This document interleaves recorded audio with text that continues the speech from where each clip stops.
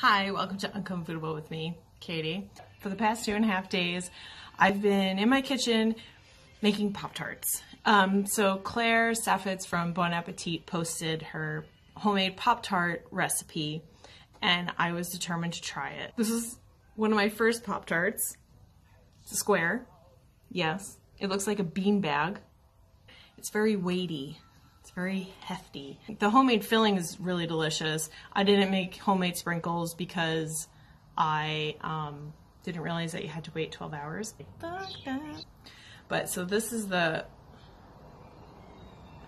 like, why didn't I push them together?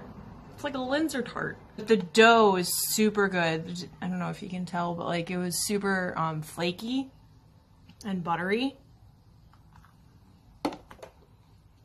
That's good. I've had so many Pop Tarts and dough the past 2.5 days. It's been a whirlwind. I finished making these and I was like, no, I could do better. So I made a second batch, or yesterday I made another thing of dough and ended up splitting it in half, and then each half gave me 3 sets of Pop Tarts. I started to assemble them around, I think, like 4-ish. So super, just like this heat that just like sits on you. I didn't put the dough in the fridge before putting it in the oven because the first one wasn't really pushed together because you could tell that they were visibly separated. I decided to put press them together. But this is, like, it's not even a Pop Tart. What is that? Can you see? You see? I think the dough was better on the first round.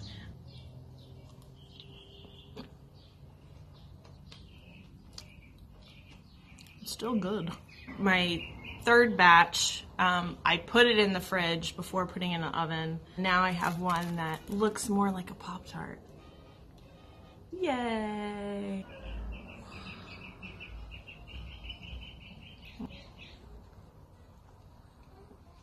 That's solid. And really all 3 of them taste different. Let's taste the Pop Tart compared to my homemade Pop Tart. It's so much thinner than mine. Mine's obviously better, but there's something so great about Pop Tarts. I was always a s'mores girl, and they're so convenient. These are more powdery, you know. It's sugar. Sugar is amazing, unfortunately. I have so much fun making homemade Pop Tarts. Thanks, Claire. All right, bye.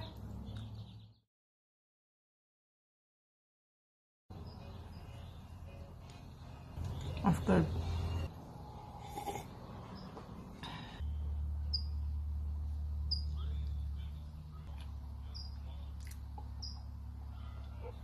I gotta go.